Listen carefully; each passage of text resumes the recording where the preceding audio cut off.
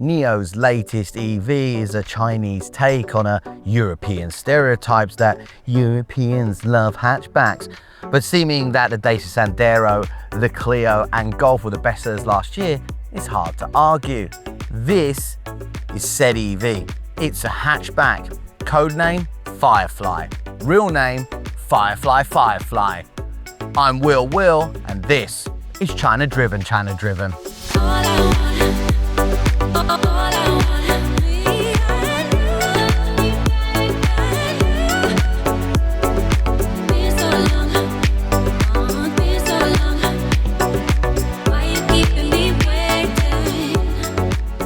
From now on, I'll refer to this Firefly as just Firefly, otherwise my head might explode. The important thing to grasp about this is that Firefly, NIO, developed this from the get-go as a global car, and their research included 17 countries and 40 global cities. And this is a premium hatchback, and you have to understand, in the Chinese market, that's quite a niche product. Now, there are many small cars around this size in China and plenty of EV options, but most of them are considerably cheaper, even half of Firefly's pre-sale 148,800 RMB price tag, which is a little over $20,000. So this is a premium product, a premium hatchback, and that's why it has a high price tag. But I do expect that purchase price to drop once this launches, and even drop further with BAAS, which is where you can rent the battery for a monthly fee, and in exchange you have a lower initial purchase price. And as for competitors in the Chinese market, well, there's the Mini Cooper Electric, but that's a tad smaller and only 2 doors. And there's also, I guess, the Smart One, but that's a tad bigger and a bit more expensive. There's also the VW ID.3, but that's been a miserable sales performer in China. As far as Chinese competitors, I guess you could put in the BYD Dolphin, the top end variant, but I mean, most of the Dolphins that are sold in China are probably the cheaper versions. So none of those premium small cars really sell in huge quantities. So it'll be interested to see when the Firefly actually launches exactly how much it's going to cost. Could it be under 100,000 RMB? I mean, if it was, that would be ridiculous. I'm not sure that it will go that low, but it's definitely going to be lower, and that definitely could help it sell more. Keeping it simple in terms of batteries for Firefly. One battery, 42.1 kilowatt hours. It's an LFP pack. 420 kilometers on the CLTC and 330 kilometers on the WLTP. We don't have any official charge times, but don't expect super quick charging. NIO believe it's better to limit charge speeds for long-term battery health, but this will have access to battery swap when NIO Gen 5 swap stations roll out at the end of 2024 or early 2025. At this segment of the market, you have to be stylish. Now, you could be funky, you could be cool, you could be cute, you could be retro, but you gotta have something, and the Firefly definitely delivers on that front. So Firefly themselves divide the design into 3 words: vivid, thoughtful, and solid. Vivid with its energetic colors and styling, thoughtful for its use of tech and space, and solid in the way it feels on the road and performs in safety. It's fun looking with this pill-shaped design being echoed throughout the Firefly's exterior, and deep into the interior every chance. Take a step back and you'll see short overhangs with all 4 wheels pushed to the corners. And I'm loving that dynamic hoop design. But the standout design element has to be the trio lights, distinctive both front and rear. But you'll also find this trio subtly elsewhere in the car. But let's take a second to rewind back to that signature trio light design detail. When this was unveiled, some people disliked it. Some people made fun of it with memes of an iPhone camera array, and others loved it. For me, I did all 3, but it's actually really grown on me since my initial shock and playful memeing. It's bold, it's memorable, it's funky. And that's important again in a segment like this. The BYD Dolphin has the rear Chinese knot. The Mini has a Union Jack. God save the king. So this was designed from the get-go as a global car, as I said before, and being a hatchback, obviously think Europe. But there's a big question for NIO and Firefly when this goes to Europe. Will Europeans take a chance on a premium hatchback from a brand new sub-brand from a relatively new brand in Europe? What do you think? As well as being stylish, you have to be practical if you want to play in this segment of the market, and Firefly has that covered with a huge 92-litre Frunk, and it's drainable, meaning you can put water into the front of this, so you could make it into a baby paddling pool, or wash dishes when you're camping, or you could put ice in it, you could put drinks in it, keep it cool. That's a more normal thing, right? Rear storage practicality, Firefly's got that covered as well. Automatic rear tailgate and 335 litres with the seats up. Pop those seats down and you get 1,250 litres, which is more than double what my 5.1 metre long ET7 has, mainly because I can't put the seats down. However, this does take a cue from the French. I want you to draw me like one of your French girls. Like those quirky French cars, there's some storage compartments hidden in some interesting places inside here. Firefly claim there are 26 storage compartments, but that's strenuous as they count hooks for hanging bags and cup holders in that 26. But besides the obvious frunk and trunk space, they have a 29-litre storage compartment under the rear bench. And there's an extra storage compartment on the Select trim, which has a manual front passenger seat, hiding a shallow compartment. But what exactly makes this a premium hatchback on the inside versus the sea of cheaper Chinese options? Well, compared to something like a top-end BYD Dolphin, the interior design, the materials, and a few features separate this quite a bit. The interior actually leaves me in two minds. It's a clean design that is simplistically premium-like. There's no real leather, but instead a mix of baby-safe high-grade faux leather and micro suede. But in this black interior, it also comes across maybe too subdued. I do, however, personally like it, and there are more exciting interiors that add just enough pop of color, paired with this funky pill-shaped design that you see outside and inside the car in a more vibrant color. I think it strikes that line between mature and funky. This interior gives you kind of another option compared to the Mini's drug-induced interior styling. Now behind this little dinky steering wheel, you get a little dinky 6-inch digital instrument panel. And this thick bezel at the bottom is because the driver monitoring system is inbuilt into the screen. And what I really actually like about this is this digital instrument panel is on the steering column. So even though this is a very small wheel, you don't have to worry if you move it up and down because the screen moves with it. As for the center screen, it's a 13.2-inch 2.5K resolution screen, and that's bigger with higher resolution than the BYD Dolphin, the Mini Cooper, or the Smart One. And it's running what Firefly call, I believe I'm pronouncing this correctly, Asta OS. And it also has its own AI voice assistant that is basically being powered by NIO's Nomi. It's called Lumo, and you can also speak to it in English as well because it's running Nomi GPT. So you can say things like, "Hi Lumo, 来啦， open the window." 好的。 This front row, they come with heat, ventilation, and massage as standard on this comfort trim. Now the BYD Dolphin comes with heat and ventilation, but no massage.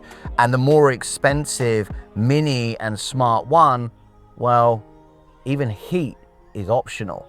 But something you don't see on a lot of competitors is that this driver's seat has a memory function.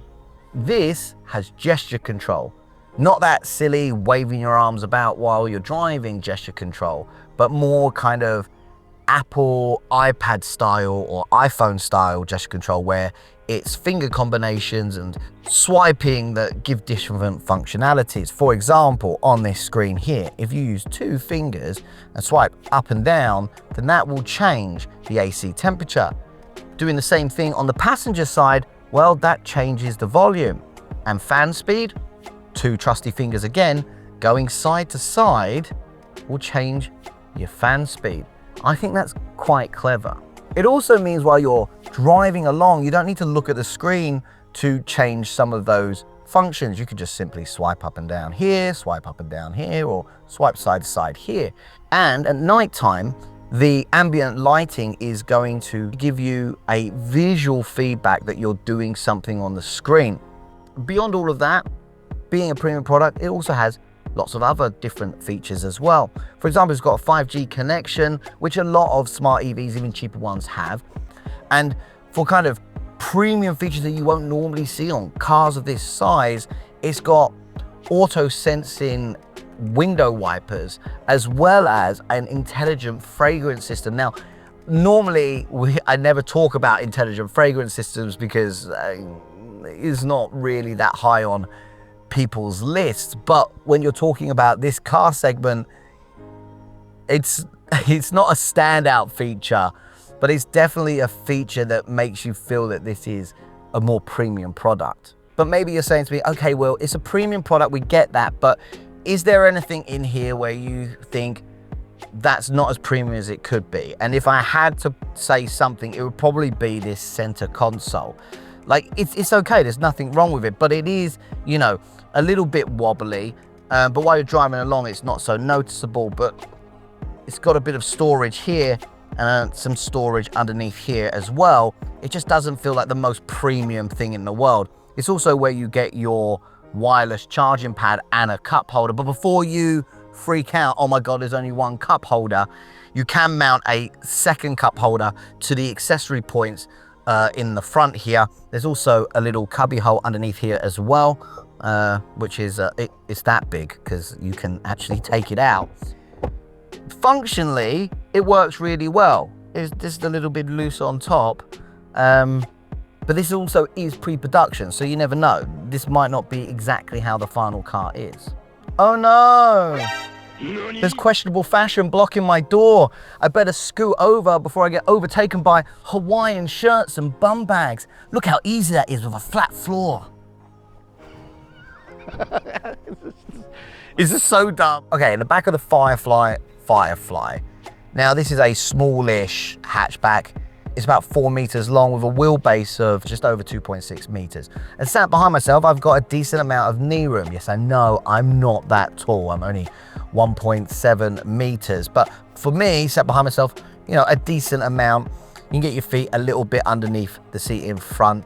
As for headroom, about 5 fingers worth. So if you are a taller person, you may struggle with headroom.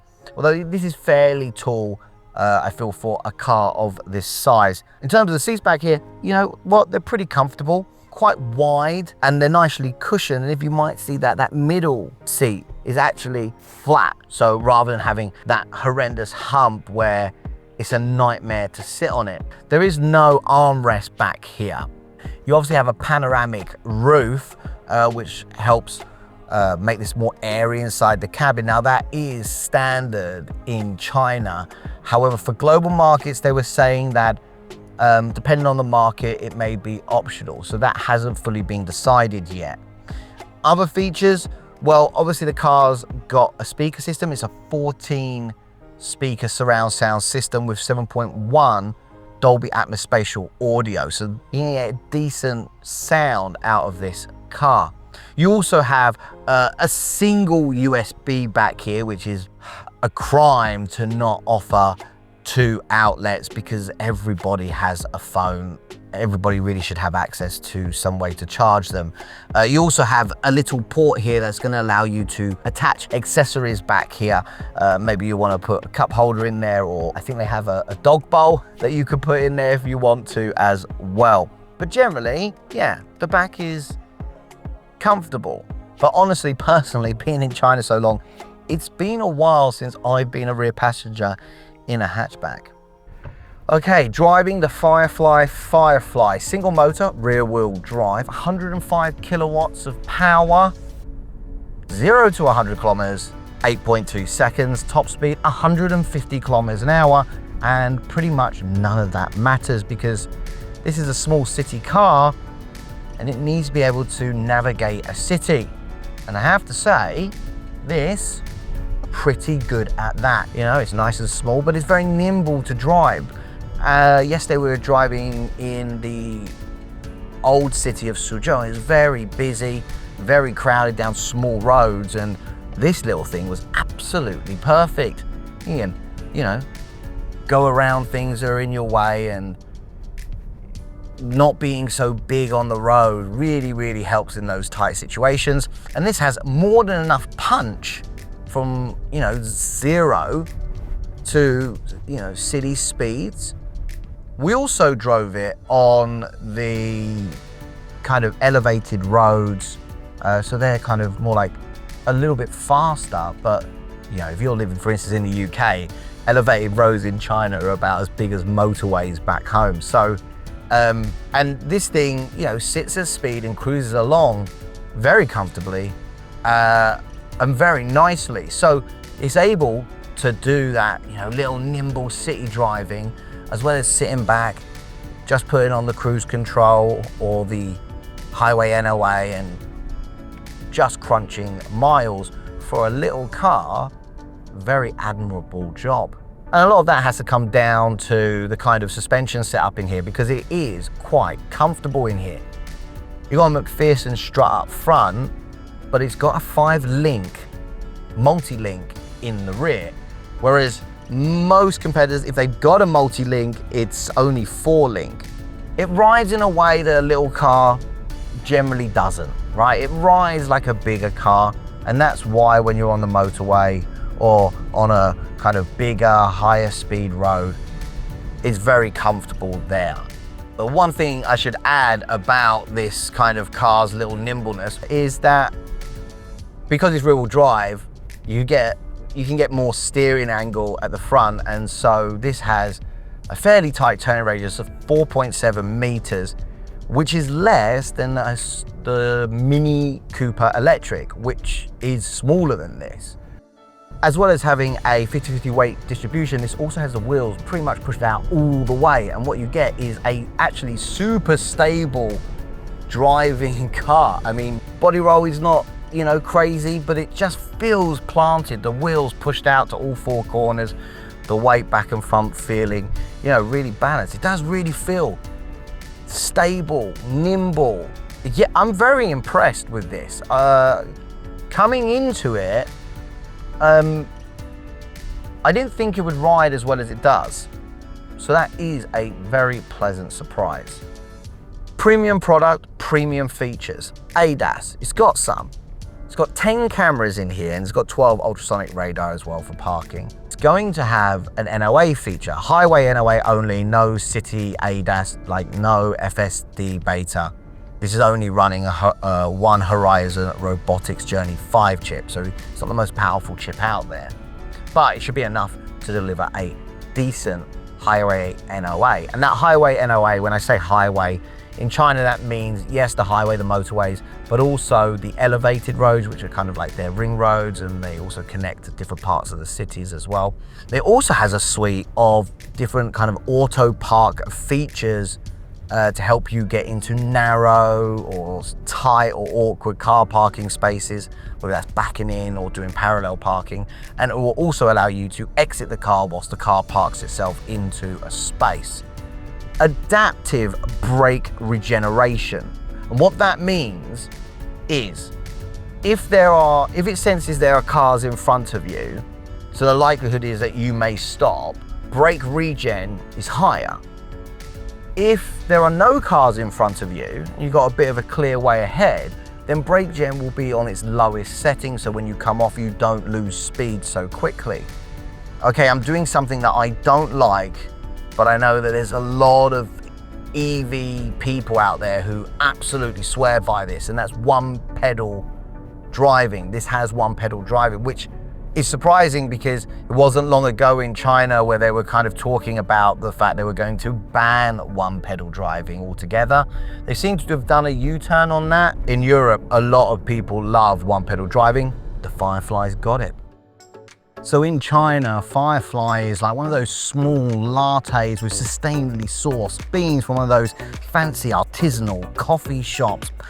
The problem is, there's a lot of coffee shops that will sell you a latte for $1.30, and they sell way more. But for me personally, I spend too much on coffee.